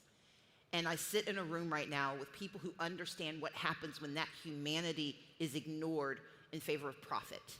What gives me hope is knowing that AfroTech is having this conversation today in the year of our Lord 2025, so that we aren't having this debate in 2030 about whether or not we count. And so you're part of what gives me hope. Thank you. Thank you. That's an honor. Thank you. So just as we prepare to close, you often say we can't fix everything everywhere all at once, but we can each do something somewhere soon. And so as we all prepare to go on back home and back to our jobs, back to our communities, what's the something that you want us to be prepared to lean into? I really want you, each of you, to pick an organization or a problem where you may not know that there is an impediment, but you know you have a skill that could help. It's not that you need to do something at scale. It's that you need to do something for someone. So think about the food bank, the school, the nonprofit, the annoying friend who's always complaining about something, but if you could just create an agent for her, she'd leave you alone and go talk to that bot. But decide on one person. You're going to use your skills to help. One problem, you're going to use your skills to help. They are changing the nature of democracy. But democracy isn't this esoteric idea. I don't care about voting rights because I like casting a ballot. I care about voting rights because it's power. And if we all decide we're going to do something within our power to increase the power of someone else, to increase their access so that they know democracy can deliver, we can not just save a nation, we can demand the nation we deserve. And that's the work that gives me the most hope. So thank you. Thank you. Well, thank you so much for being here with us and giving us this inspiration. Really appreciate it. Thank you. Go out and buy Code of Justice. Appreciate it.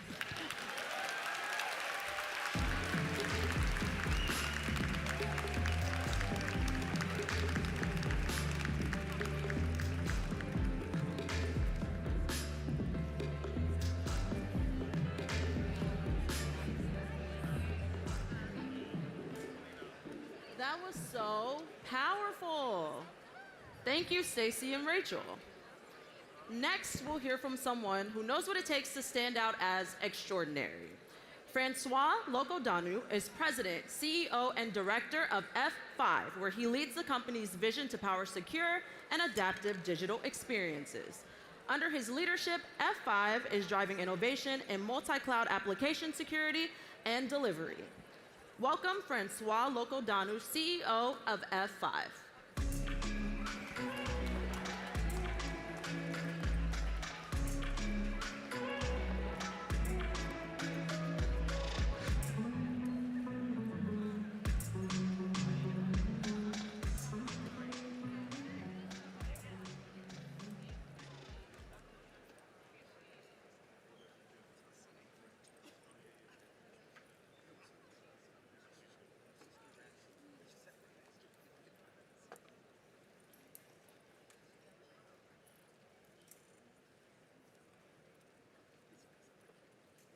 My father was born in the early 1940s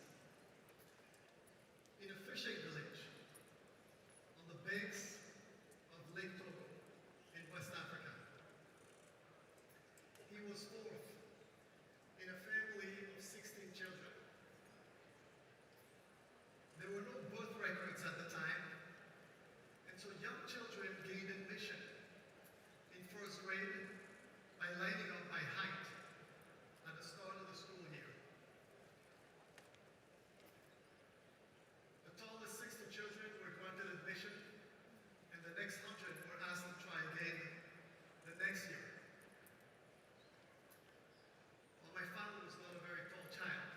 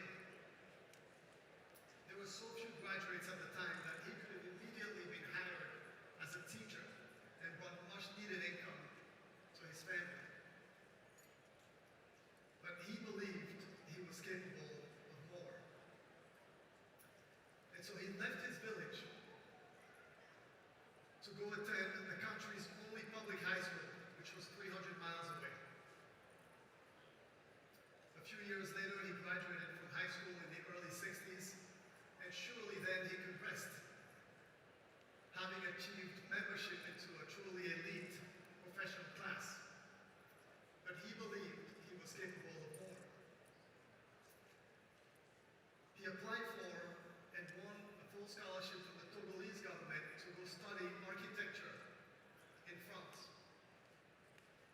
8 years later, when he came back, he was the first and only architect in Togo, and work was plenty. But he wasn't done believing. He sought and won projects in Nigeria, in Benin, in Ghana, in Ivory Coast, and became a prominent architect, not just in Togo, but across Africa. By the time I was old enough to understand things, my father had become this extraordinary figure in our family and indeed in our country. In our village, he was the main benefactor who brought electricity to the village, built a medical facility, and even a church. In our extended family, he was the main provider. He was the health insurance, and even the academic sponsor for most of my cousins. And believe me, when you have 15 uncles and aunts who all believe that having 3 or 4 kids is an underachievement, you end up with a lot of cousins. As a child growing up, I couldn't see any particular gift that my father had that his other 15 siblings did not. All I could see is his unshakable drive to push himself beyond what others expected of him. And so over time, I came to understand that the reason that this boy, who was too short for school, had become the tallest pillar in our community was because he never accepted the ordinary achievements that the world offered him. Rather, he pursued the extraordinary at all stages of his life. And so the greatest lesson I took from my father's life is the difference between ordinary achievement and an extraordinary life.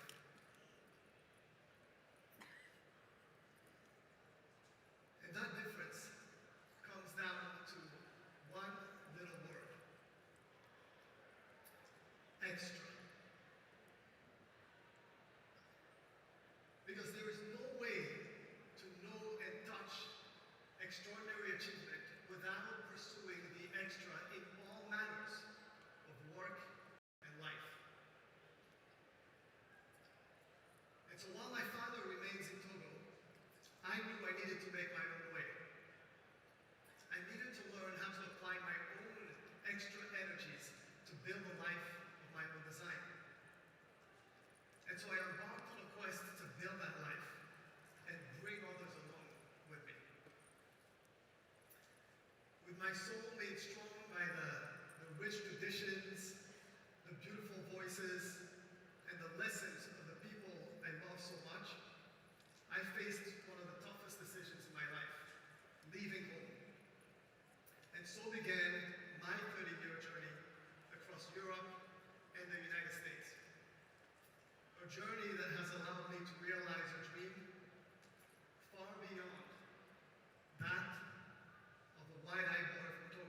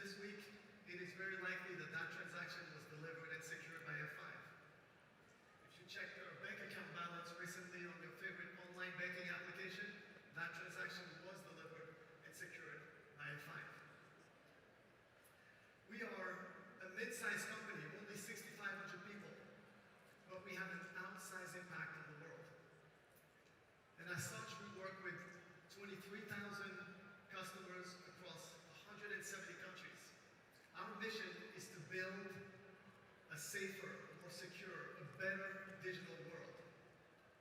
It's a worthy mission, one that gives me joy and purpose every single day. I am also on the board of a Fortune 100 publicly traded company called Capital One, which is the nation's 6th largest bank and one of America's top 100 companies to work for. And while I thrive on the intellectual challenge and the human impact that both Capital One and F5 have on the world, I carry with me a deep wound, a heartbreak that never goes away. You see, I am part of a devastating statistic. Within Fortune 1000 companies, it is estimated that there are less than 20 black CEOs today. As of 2025, for Fortune 500 companies, there are only 8 black CEOs. And for publicly traded companies, the number of black professionals that occupy board seats of publicly traded companies is less than 4%. To me, it is frustrating to see such a stark lack of diversity in the most powerful positions in our industry. And so recently, I have reflected on the last 3 decades of my life. The trials, the painful failures, the lessons, the successes that have shaped my career in technology. And I have codified all these experiences into 5 lessons. I'm going to share with you these 5 lessons. I share them from my heart because I believe that by implementing them, you will make far fewer mistakes than I did.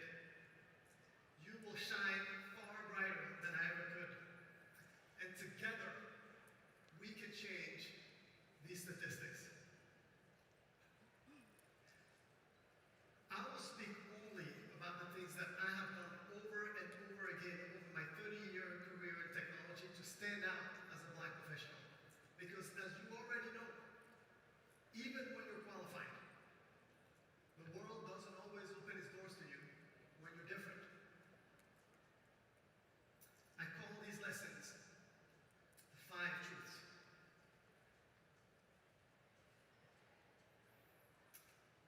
Let me get started. Truth number 1. You must make learning your obsession. Here's the brutal fact of reality. People have biases. And bias means you will never get the benefit of the doubt. After 30 years in this industry, I still don't get that benefit. Over time, I've learned to overcome this by unleashing my learning obsession.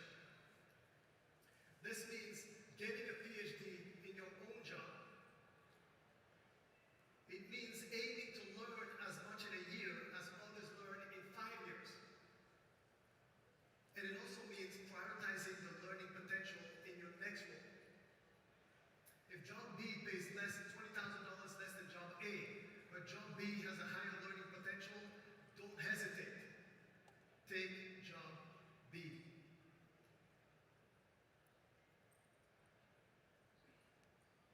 It also means that if you find yourself in a role with diminishing learning returns, now's the time to either reinvent that role or leave it altogether.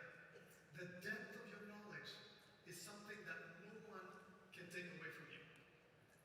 Build that depth and make that a priority in your career decision making. I first learned that lesson at a company called Sienna a long time ago. They make complex telecommunications networking equipment. And initially I was hired as a solutions engineer, but I knew very little about our core optical technology.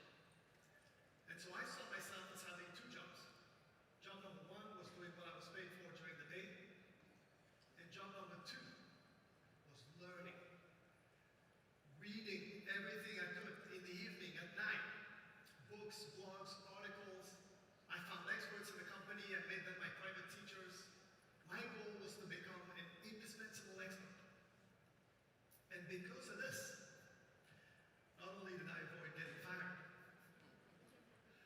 but within a year, I had recovered from my imposter syndrome. And I was tapped to become a manager of solutions engineers, my first promotion. To this day, I still dedicate several hours every week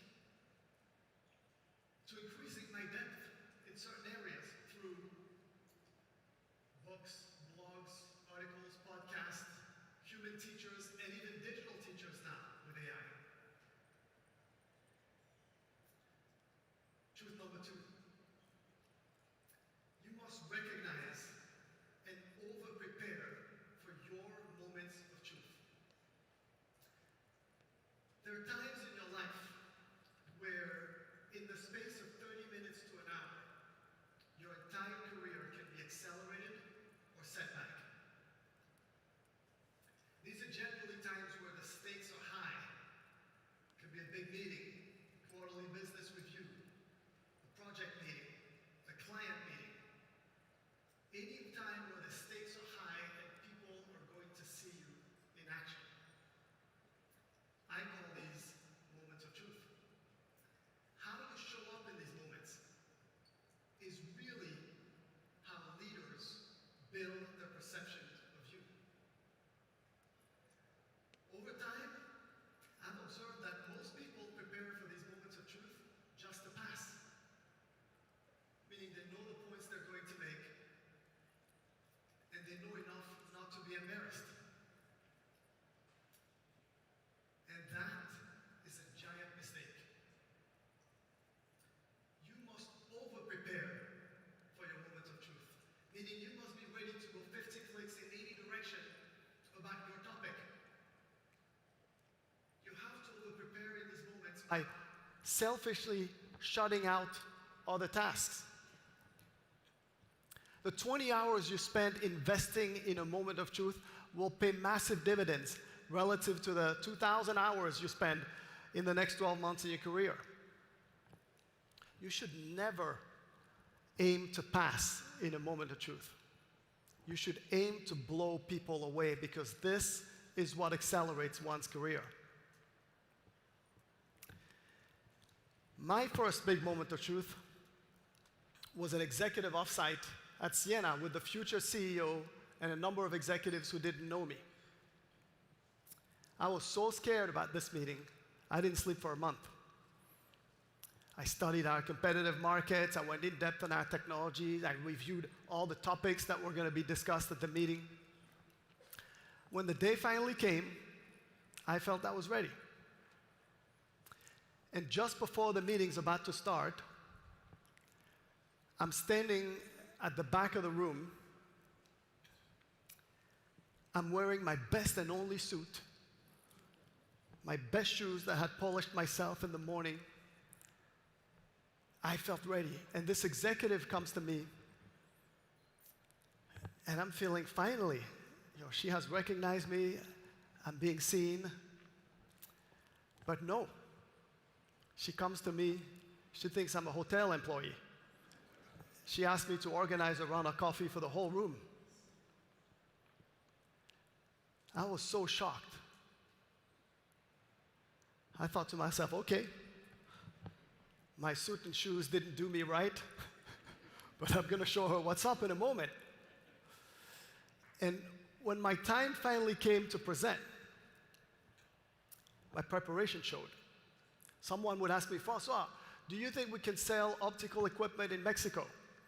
And the passing answer would have been, yes, they have 3 competitors and we have better technology. But no. I was prepared to go way deeper than that.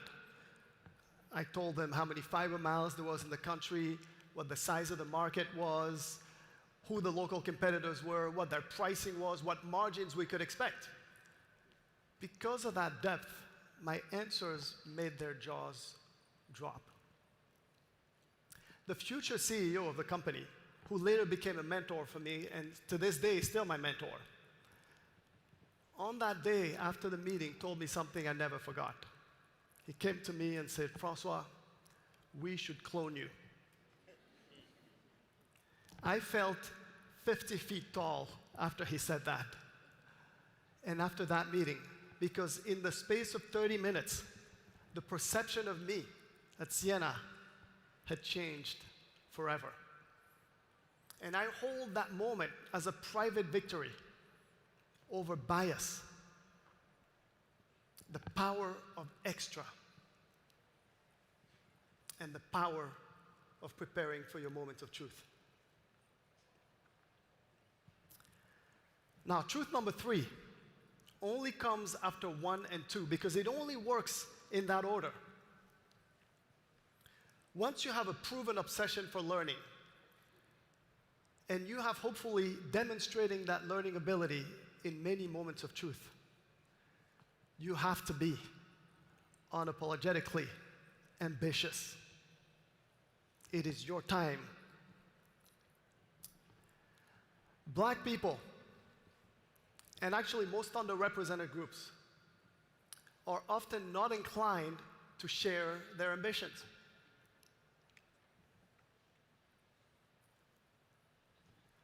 We fear how our peer would perceive our ambitions. We don't have the social capital that others have. And frankly, we are rarely encouraged to be ambitious. But the reality is, you will never get anything that you don't ask for. You have to take that extra step, that extra uncomfortable step, to push yourself and share your ambition so the right people in your organization know that you want an opportunity and you want it now.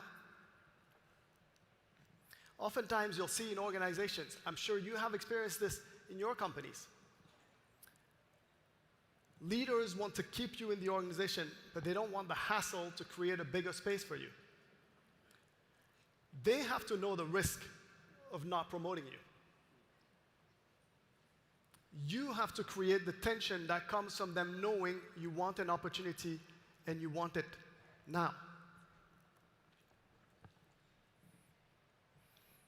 I've mentioned Siena a few times. I spent 18 wonderful years there.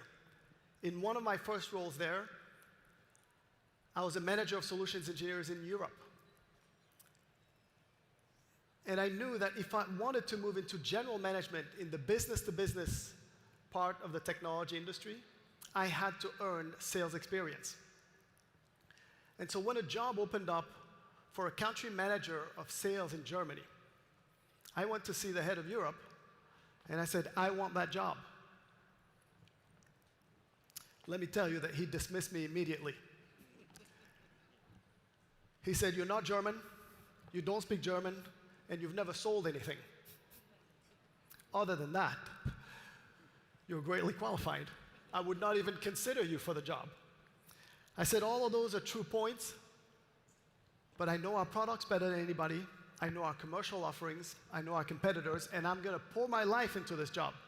And by the way, if I am to stay at Siena for the long term, this is the next step that my career requires. I created this tension that forced them to at least let me interview for the job. And you probably know the rest of that story. I was extra prepared for that moment of truth, and I got the job. Now, it would take a lot more time together for me to share with you what actually happened in Germany, how brutally hard it was, the spectacular mistakes that I made. But over time, my learning obsession kicked in, and I survived, and this job changed the course of my career. You need to know the next step that your career requires. Take that extra uncomfortable step to share your ambitions and create the tension that will expand your career. So I've mentioned to you that part of my quest to emulate my father's habit of doing the extra was to bring others along with me. Togo, the home of my childhood friends, whom I'm still loving and still hang out with today, contends with generational poverty. And so leaving home to me felt like I was leaving them behind. And so over time, I have tried to empower not just people in the communities where I work and live, but also people in the community that raised me. And my best description of this comes from a quote from Nelson Mandela, whose life choices have profoundly shaped my own views on leadership. And he said this: "What counts in life is not the mere fact that we have lived. It is what difference we have made to the lives of others." And this brings me to the fourth of my 5 truths. Become a giving leader. It is a simple but profound shift from proving to giving. We have all been conditioned at home by our parents, in school, at work, to prove ourselves. Prove that we can pass this exam, this test. Prove that we can solve this complex problem, deliver this project, meet this budget. Proving, proving, proving. But the reality is, what you give and how much you give is what defines you as a leader. And so I encourage you to take your time to give. To give. To listen to someone, to help them solve an intractable problem, help someone see something in themselves they couldn't see in their own. When you give the best of your time and your skills and your wisdom and your encouragement to others in an organization, it creates followership around you. People want to work for you and work with you because you make a difference in their lives. If you're writing a to-do list on a weekly basis, add a giving section to your to-do list and define who you will give to and how, by way of a thank you note, a follow-up conversation, or public acknowledgement in a meeting. To this day, I still have a mental list of 2 to 3 people I want to give to, and every time I do it, it gives me energy, it gives me inspiration. Now, I've mentioned my life in Togo a few times. 20 years ago, my partner Maurice and I, we co-founded a company that has become the country's largest cashew processing factory. We call it Cashew Espoir. Thank you. It stands for Cashews of Hope. At full capacity in our factories, we employ over 900 people, 70% of whom are women. Our mission is to try and reduce poverty in rural areas by creating employment opportunities that can translate to about $80 a month, which is quite special in a region where most people live with less than a third of that. One of the women in our factories is called Akwameba.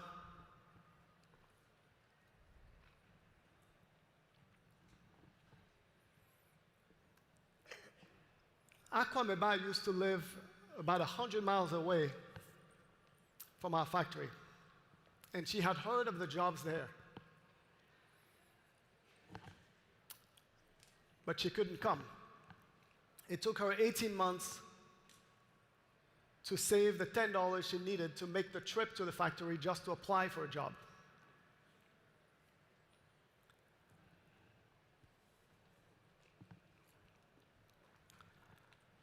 When she got to the factory, she had to contend with more adversity. Akwameba was born with poor vision. And so she was denied a job in our peeling section, which requires delicate hands and strong vision. But she couldn't afford to go back.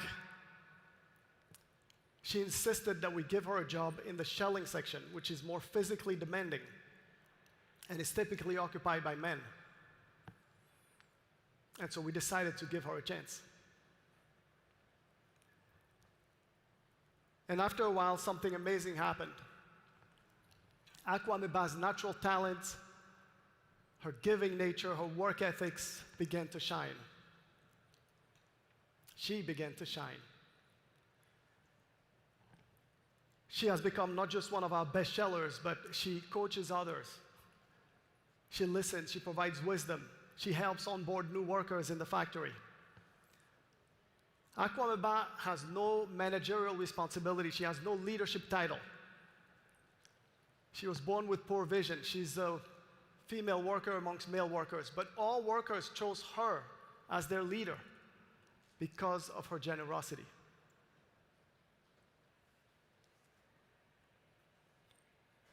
If you want to become a strong leader, you have to understand what Aquameba already knows. Is that managers in an organization are appointed from above, but leaders are selected from below.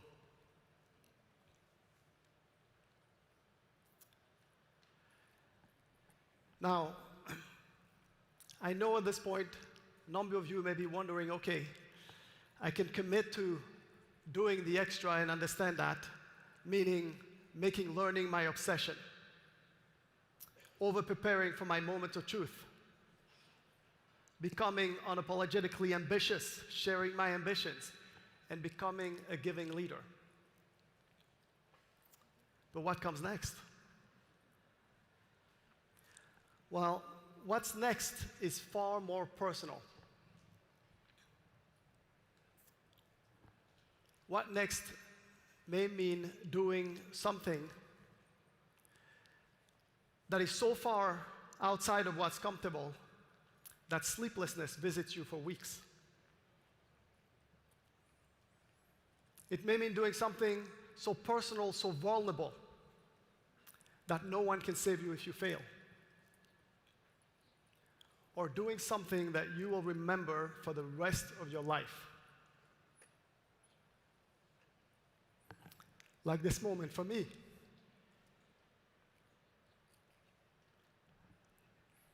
Standing right here,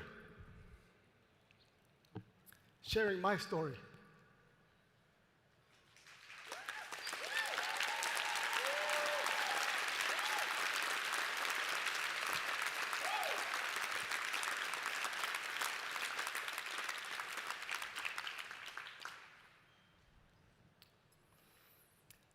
As we approach our final moments together, allow me to share with you my fifth and final truth. A profound and permanent expression of extra. Share your story.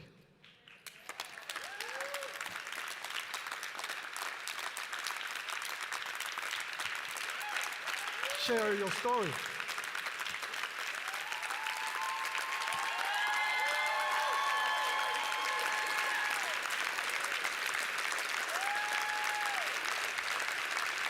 Thank you.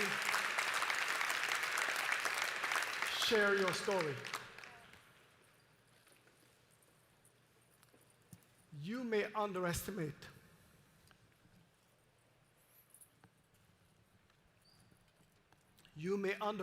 the power of sharing your unique walk in the world so that someone who feels alone feels seen.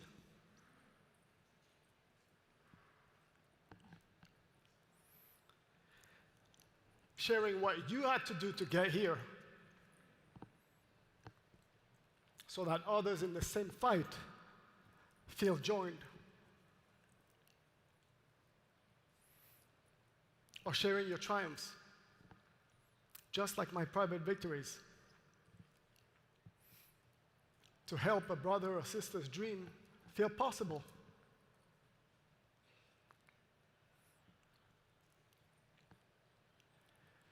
Impart your stories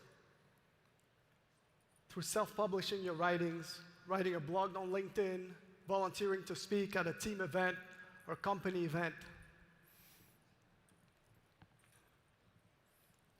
Otherwise, the world may interpret your silence, your stillness,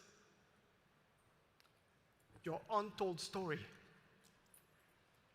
as surrender, expecting little more from you than ordinary achievement. And we must never accept ordinary.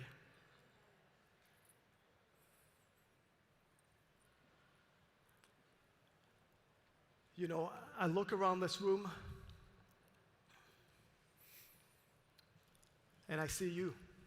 I see all these beautiful faces here, and I know we don't know each other personally, but I know for many of you, you are the first in your family to work in the technology industry.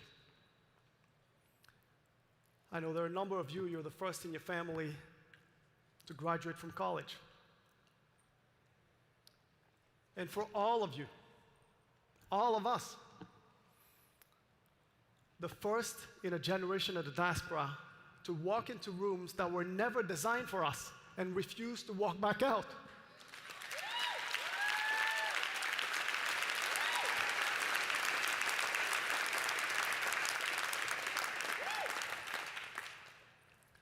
Nothing about you is ordinary. You are the proof that your achievements do not need permission. You are the broad shoulders that others will stand on. And you honor the path of those who rose with far less. You reject the ordinary because you are extraordinary. Thank you very much. Thank you. Thank you.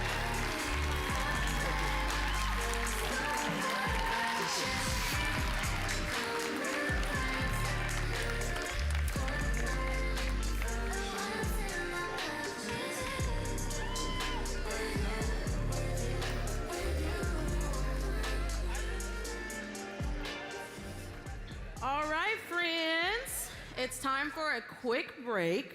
Go stretch, network, grab a bite, and come back, recharge for an incredible afternoon lineup. And don't forget to buy your book and get it signed by Stacey Abrams downstairs at the Book Nook in the Expo Hall. See y'all back here shortly.